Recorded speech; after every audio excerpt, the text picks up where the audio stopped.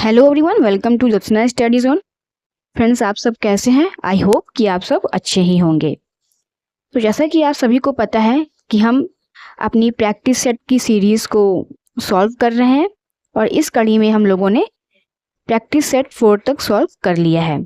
आज के सेशन में हम प्रैक्टिस सेट 5 को सॉल्व करेंगे, जो कि बहुत ही इम्पॉर्टेंट है आपके बीपीएससी 4.0 के लिए, NVS, EMRS, KVS, UGC NET दिसंबर एग्जामिनेशन के लिए। इसके अलावा जितने भी म्यूज़िक के एग्ज़ाम हैं उन सभी में आपको ये क्वेश्चंस बहुत ही बेनिफिशियल होने वाले हैं।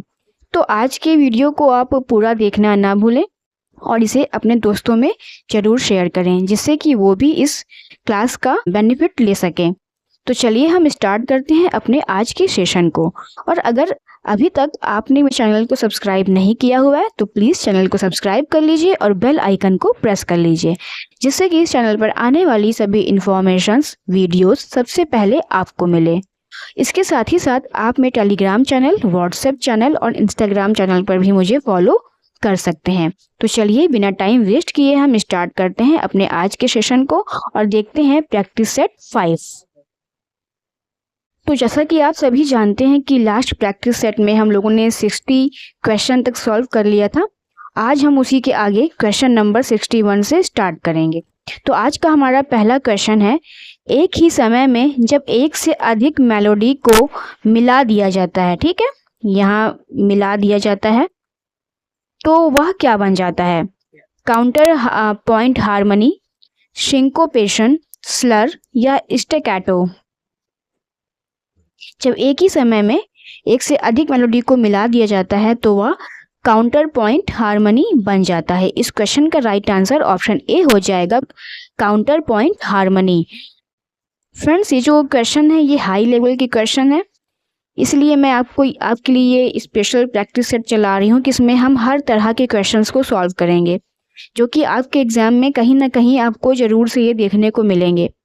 तो बेहतर होगा कि आप इस वीडियो को पूरा देखें और इसे अपने नोटबुक में नोट भी करते जाएं। तो चलिए हम इसको आगे देख लेते हैं। तो ये देखिए, इसका राइट आंसर ऑप्शन ए हो जाएगा कि एक ही समय में जब हम एक से अधिक मेलोडी को मिला देते हैं तो वह काउंटर पॉइंट हार्मनी बन जाता है। इस प्रकार इस क्वेश्चन का राइट आंसर ऑप्शन ए हो जाएगा, counter point harmony. Next question है, हिंदुस्तानी संगीत का कौन सा थाट कर्नाटक संगीत के खरहर प्रिया के समान है? काफी, भैरव, तोड़ी या कल्याण। इस क्वेश्चन का राइट आंसर हो जाएगा ऑप्शन ए, काफी। काफी जो है वो खरहर प्रिया के समान है कर्नाटक संगीत में। इस प्रकार इस क्वेश्चन का राइट आंसर ऑप्शन ए हो जाएगा, काफी थाट। हिंदुस्तानी संगीत का काफी थाट जो है वो कर्नाटक संगीत के खरहर प्रिया के समान है। कल्याण थाट जो है वो कल्याणी के समान है। बिलावल थाट शंकराभरणम के समान है, यानी कि इसको आप पूरा नाम है धीर शंकराभरणन, इसको कह सकते हैं। खमाज हरि काम्बोजी के समान है। भैरव माया मालव गौल के समान है। पूर्वी थाट जो है वो कामवर्धनी के समान है। मारवा थाट गमन श्री के समान है। काफी थाट खरहर प्रिया, आसावरी नट भैरवी, भैरवी हनुमत तोड़ी और तोड़ी जो है शुभ पंतु वराली के समान है। तो इन थाटों को दक्षिण भारत में इन नामों से पुकारा जाता है। इस प्रकार इस क्वेश्चन का राइट आंसर ऑप्शन ए हो जाएगा, काफी। नेक्स्ट क्वेश्चन, इसमें आपको सुमेलित करना है सूची 1 को सूची 2 से सुमेलित करना है। सूची 1 में नाम दिए हुए हैं महाराणा कुंभा, नान्यदेव, श्रीकंठ और श्रीनिवास, यानी कि यहाँ पर जो है ग्रंथकारों के नाम दिए हुए हैं और यहाँ पर उनके ग्रंथ के नाम दिए हुए हैं सूची 2 में। रस कौमुदी, संगीत राज, राग तत्व विबोध, भरत भाष्यम। तो इनको जो है आपको सुमेलित करना है, यानी मैच करना है कि किस ग्रंथ के लेखक कौन है। तो चलिए इसको हम देख लेते हैं। यहाँ पर कूट दिया हुआ है, इसे आप देख सकते हैं, इसके अनुसार इसका आंसर दे सकते हैं। तो चलिए हम इसे देख लेते हैं। महाराणा कुंभा की अगर हम बात करें तो इनका ग्रंथ है संगीत राज। नान्यदेव भरत भाष्यम ग्रंथ के लेखक हैं। श्रीकंठ जी रस कौमुदी के लेखक हैं और पंडित श्रीनिवास जी राग तत्व विबोध के लेखक हैं। तो इस प्रकार अगर हम देखें तो इसका जो राइट आंसर हो जाएगा वो हो जाएगा 2413। चलिए देख लेते हैं कि कूट में कहाँ है। तो अगर हम इसमें देखते हैं तो इसमें हमें पहला ही जो आंसर मिल जाता है वो इसका राइट आंसर होगा 2413। ठीक है, तो इस प्रकार इस क्वेश्चन का राइट आंसर ऑप्शन ए हो जाएगा। तो राइट आंसर इसका ऑप्शन ए हो जाएगा। महाराणा कुंभा संगीत राज ग्रंथ के लेखक हैं। नान्यदेव भरत भाष्यम ग्रंथ के, श्रीकंठ रस कौमुदी के लेखक हैं और श्रीनिवास जी जो है राग तत्व विबोध ग्रंथ के लेखक हैं। नेक्स्ट क्वेश्चन है, पंडित रविशंकर के गुरु कौन थे? उस्ताद इनायत खां, उस्ताद अलाउद्दीन खां, उस्ताद हाफिज अली खां या उस्ताद मुश्ताक हुसैन खां? पंडित रविशंकर जी के जो गुरु थे वो थे उस्ताद अलाउद्दीन खां जी। इस क्वेश्चन का राइट आंसर ऑप्शन बी हो जाएगा, उस्ताद अलाउद्दीन खां। पंडित रविशंकर जी के गुरु उस्ताद अलाउद्दीन खां थे। उस्ताद अलाउद्दीन खां का जन्म जो है 1862 ईस्वी में बांग्लादेश के शिवपुर ग्राम के मध्य कृषक परिवार में हुआ था। इनके गुरु उस्ताद वजीर खां जी थे जो रामपुर के संगीतज्ञ थे। इन्होंने मैहर घराने की स्थापना की थी तथा इनकी मृत्यु 6 सितंबर 1972 को हो गई थी। तो इस प्रकार इस क्वेश्चन का राइट आंसर ऑप्शन बी हो जाएगा, पंडित उस्ताद अलाउद्दीन खां। और अगर देखा जाए तो आज है 6 सितंबर।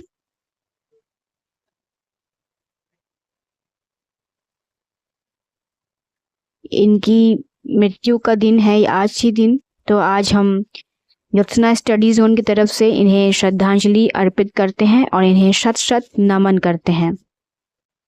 नेक्स्ट क्वेश्चन है अभिकथन और कारक। तो यहाँ पे अभिकथन एक ए दिया हुआ है कि राग का विस्तार करते समय कुशल गायक कभी कभी संप्रकृति रागों की छाया दिखाकर श्रोताओं के मन में जादुई सौंदर्य पैदा कर देते हैं। तो ये अभिकथन है। चलिए कारण देख लेते हैं। ये रहा कारण कि रागों के सूक्ष्म भेद का अध्ययन होने से ही यह कृत्य प्रदर्शित करना चाहिए। इसके ऑप्शंस ये दिए हुए हैं, ए सही है और आर गलत है, ए गलत है और आर सही है, ए तथा आर दोनों गलत है या ए तथा आर दोनों सही है। तो चलिए मैं आपको अभिकथन एक बार फिर से दिखा देती हूँ और फिर हम कारण पे आएंगे। तो अभिकथन कह रहा है कि राग का विस्तार करते समय कुशल गायक कभी कभी संप्रकृति रागों की छाया दिखाकर श्रोताओं के मन में जादुई सौंदर्य पैदा कर देते हैं। तो जी हाँ, ये बात बिल्कुल ही सही है कि राग का विस्तार करते करते जो कुशल गायक होते हैं वो संप्रकृति रागों की छाया दिखाकर कभी कभी जो गायन होता है उसमें जादुई सौंदर्य पैदा कर देते हैं श्रोताओं के मन में। और इसका कारण अभी हम लोगों ने देखा, चलिए उसे भी देख लेते हैं फिर से। तो कारण यह दिया हुआ है कि रागों के सूक्ष्म भेद का अध्ययन होने से ही यह कृत्य प्रदर्शित करना चाहिए। तो जी हाँ, ये भी बिल्कुल सही बात है। जो कुशल गायक होते हैं वो कभी कभी रागों के संप्रकृति राग की छाया दिखा देते हैं, जिससे श्रोताओं के मन में एक अलग सी उत्साह पैदा होता है। और यह तभी संभव हो सकता है जब दोनों रागों के बीच में एकदम सूक्ष्म अंतर हो, तभी इसको कर सकते हैं। तो इस प्रकार अगर हम देखें तो हमारे जो दोनों ही कथन और कारक दोनों ही सही है। तो इस तरह से हमारा ये भी राइट है कारण और अभिकथन भी राइट है। तो हमारा राइट जो आंसर हो जाएगा वो ऑप्शन डी हो जाएगा, ए और आर दोनों सही है। तो यहाँ पर आप देख सकते हैं कि अभिकथन और तर्क दोनों ही सही है।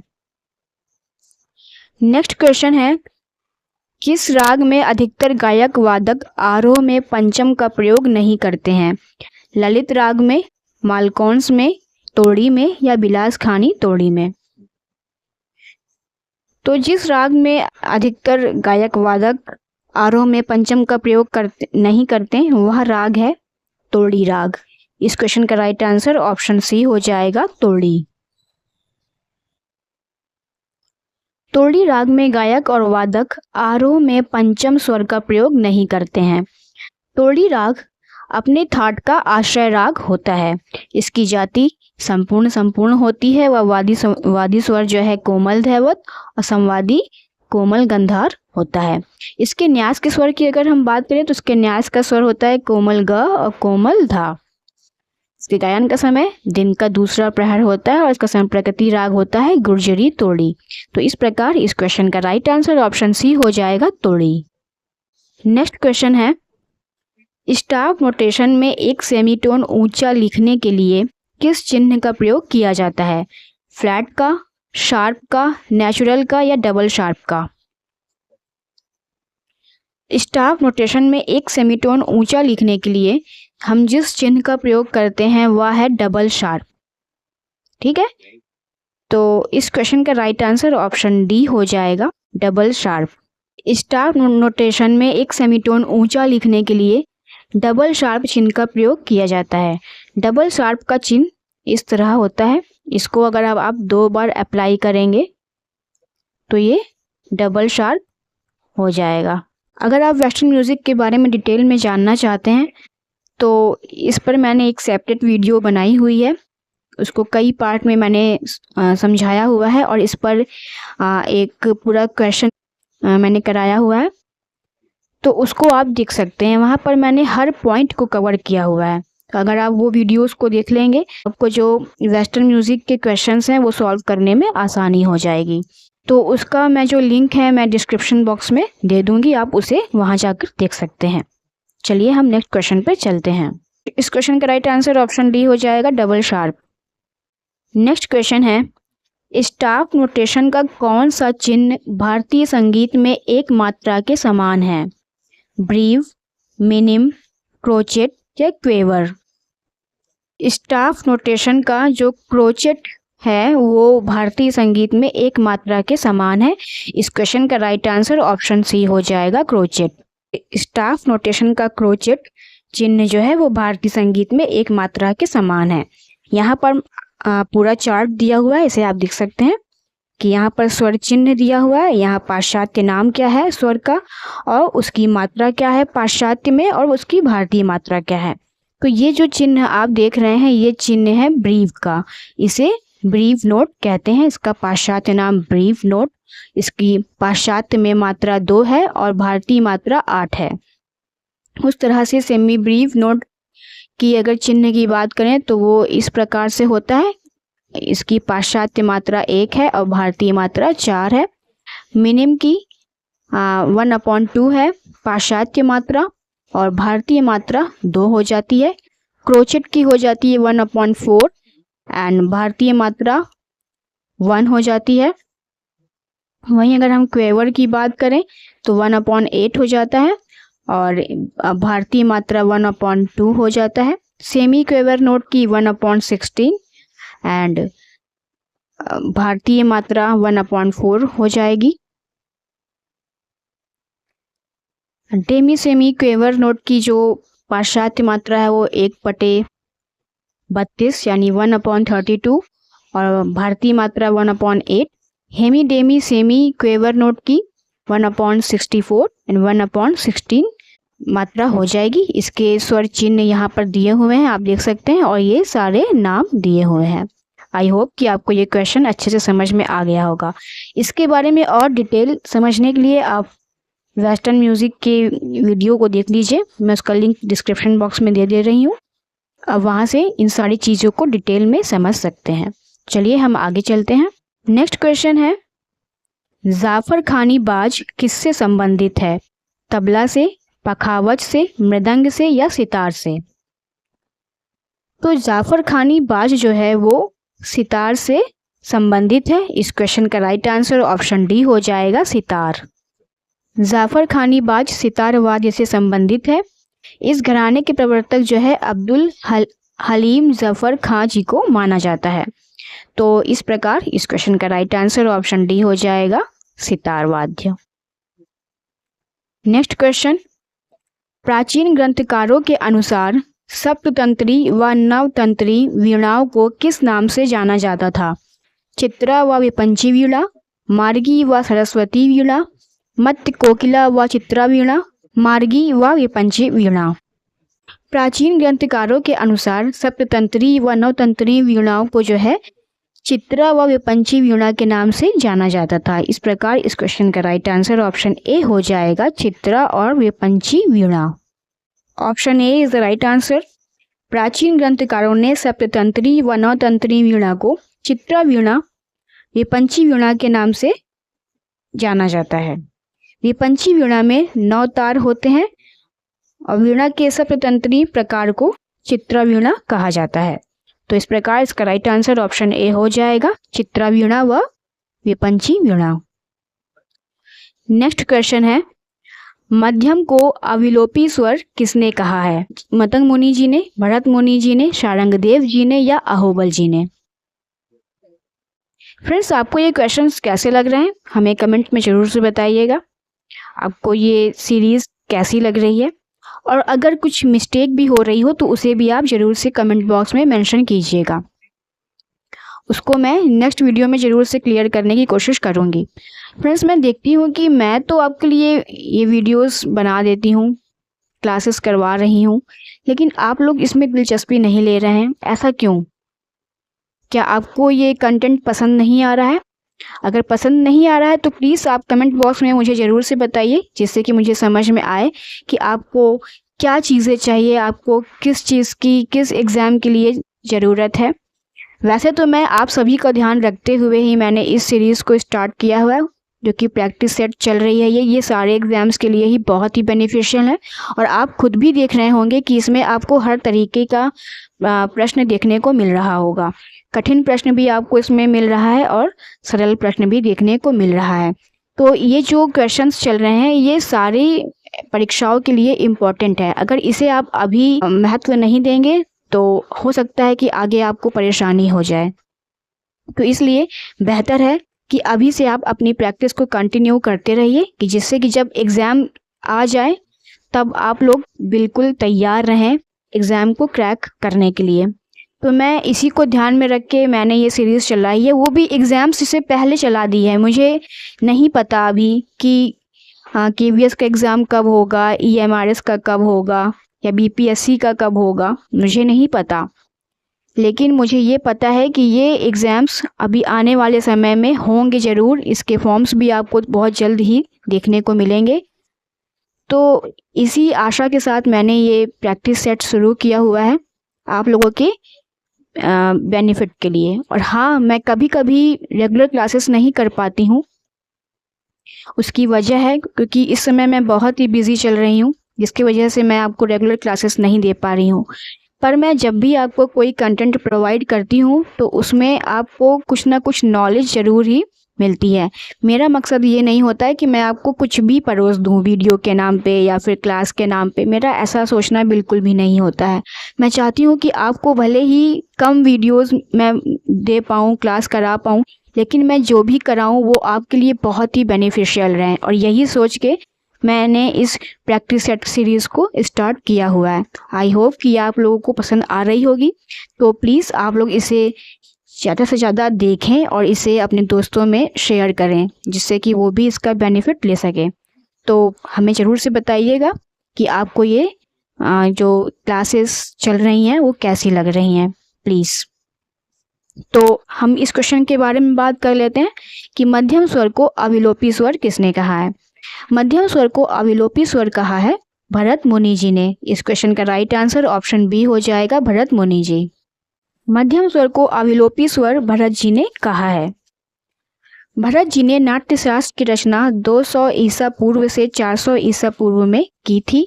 इस ग्रंथ में 36 अध्याय हैं जो अधिकतर नाट्य से संबंधित हैं। इसमें 2 विकृत स्वर अंतर्गंधार और काकली निषाद को माना गया है। ठीक है, ये ध्यान रखिएगा आप कि भरत मुनि जी ने 2 विकृत स्वर माने हैं, अंतर्गंधार और काकली निषाद। तथा ग्राम 14 प्रकार की मूर्छना और 18 प्रकार की जातियों का वर्णन अपने ग्रंथ में इन्होंने किया है। इन्होंने वाद्य वृंद के लिए कुतुब शब्द का प्रयोग भी इस ग्रंथ में किया हुआ है। तो इस प्रकार इस क्वेश्चन का राइट आंसर ऑप्शन बी हो जाएगा, भरत मुनि जी। यहाँ पर आप एक बात और ध्यान दीजिएगा, यहाँ पर ग्राम दिया हुआ है, तो यहाँ पर इन्होंने कुल 2 ग्राम माने हुए हैं। वो 2 ग्राम कौन से हैं वो आप मुझे कमेंट बॉक्स में बताइए। नेक्स्ट क्वेश्चन है, प्रतिध्वनि किस पर आधारित है? ध्वनि का परावर्तन पर, ध्वनि का अपवर्तन पर, ध्वनि का विवर्तन या ध्वनि का व्यतिकरण? इस क्वेश्चन का जो राइट आंसर हो जाएगा वो ऑप्शन ए हो जाएगा। प्रतिध्वनि जो है ध्वनि का परावर्तन पर आधारित है। इस क्वेश्चन का राइट आंसर ऑप्शन ए हो जाएगा। प्रतिध्वनि ध्वनि का परावर्तन पर आधारित है। ध्वनि नियमित कंपनों का समूह है। सुनने में चाहे वो अखंड लगती हो, परंतु वास्तव में वह कई तरंगों का समूह है। जैसे कि नदी का प्रवाह दिखने में तो अखंड लगता है, पर वह असंख्य जल बिंदुओं का समूह होता है। तो इस प्रकार इस क्वेश्चन का राइट आंसर ऑप्शन ए हो जाएगा, ध्वनि का परावर्तन। नेक्स्ट क्वेश्चन है, सितार में जोड़ी का तार किस स्वर में मिलाया जाता है? सड़ज से, तार सड़ज से, मंद्र सड़ज से या अति तार सड़ज से? इस क्वेश्चन का राइट आंसर हो जाएगा ऑप्शन सी, सितार में जोड़ी का तार मंद्र सड़ज से मिलाया जाता है। इस क्वेश्चन का राइट आंसर ऑप्शन सी हो जाएगा। सितार में जोड़ी का तार मंद्र सड़ज में मिलाया जाता है। इसमें मुख्यतः 7 तार होते हैं। इसमें मतलब किसमें? सितार वाद्य में 7 तारें होती हैं। पहली तार को बाज का तार, दूसरी तार को जोड़ी का तार कहा जाता है और अंतिम 2 तार को चिकारी का तार कहते हैं। इस पर झाला बजाया जाता है। सितार के तार क्रमशः मंद्र मध्यम, मंद्र सड़ज, मंद्र पंचम, मंद्र सड़ज, मंद्र पंचम, मध्य सड़ज तथा तार सड़ज पर मिलाया जाता है। सितार में 12 से लेकर 20 तक तरबें होती हैं। इसके अतिरिक्त 18 से 23 सारिकाएं होती हैं इसमें। इसको जो है मिजराब या फिर लोहे का त्रिकोणाकार एक वस्तु होती है उसे पहनकर बजाया जाता है। तो इस प्रकार इस क्वेश्चन का राइट आंसर ऑप्शन सी हो जाएगा, मंद्र सड़ज। आज के प्रैक्टिस सेट का सेकंड लास्ट क्वेश्चन है, वीणा के 36 इंच लंबे तार पर गंधार की गुड़ज से दूरी क्या है? 30 इंच, 24 इंच, 6 इंच या 27 इंच? वीणा के 36 इंच लंबे तार पर गंधार की गुड़ज से जो दूरी है वो है 30 इंच। इस क्वेश्चन का राइट आंसर ऑप्शन ए हो जाएगा, 30 इंच। वीणा के 36 इंच लंबे तार पर गंधार की गुड़ज से दूरी 30 इंच पर है। सड़ज की 36 इंच पर, रे 32 इंच पर, ग 30 इंच पर, मध्यम 27 इंच पर, पंचम 24 इंच पर, धैवत 21 सही 1/3 इंच पर और निषाद 20 इंच पर स्थापित है। तो इस प्रकार इस क्वेश्चन का राइट आंसर ऑप्शन ए हो जाएगा, 30 इंच। आज के प्रैक्टिस सेट का लास्ट क्वेश्चन, क्वेश्चन नंबर 75, निम्न स्वर किस राग से संबंधित हैं? यहाँ पर ये राग समूह दिया हुआ है, स्वर समूह। इसे आपको बताना है कि ये किस राग से संबंधित है। पूर्वी राग से, पूरिया राग से, बसंत राग से या पूरिया धनाश्री राग से? यहाँ पर जो स्वर समूह दिया हुआ है ये स्वर समूह पूरिया राग से संबंधित है। इस क्वेश्चन का राइट आंसर ऑप्शन बी हो जाएगा, पूरिया राग। दिया हुआ ये स्वर समूह पूरिया राग से संबंधित है। पूरिया राग मारवा थाट का राग होता है। इसकी जाति शाडव शाडव, वादी स्वर गंधार, संवादी स्वर निषाद। इसमें रे स्वर कोमल व अन्य शुद्ध स्वर लगते हैं।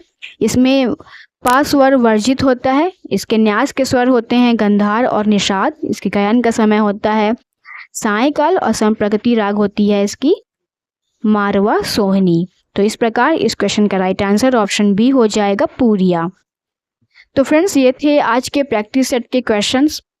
ये आपको कैसे लगे हमें कमेंट बॉक्स में ज़रूर से बताइएगा और जितना हो सके इस वीडियो को अपने दोस्तों में या फिर सांगीतिक ग्रुप में शेयर कीजिएगा, जिससे कि वो सभी इस क्लास का बेनिफिट ले सकें। वीडियो को बनाते समय मैंने पूरी सावधानी रखी हुई है, लेकिन फिर भी अगर कोई मिस्टेक हो जा रही है, कुछ गलत है, तो उसे आप कमेंट बॉक्स में मेंशन ज़रूर कीजिएगा। तो चलिए फ्रेंड्स, हम मिलते हैं नेक्स्ट प्रैक्टिस सेट में। तब तक के लिए आप अपनी प्रैक्टिस को कंटिन्यू करते रहिए। Thank you.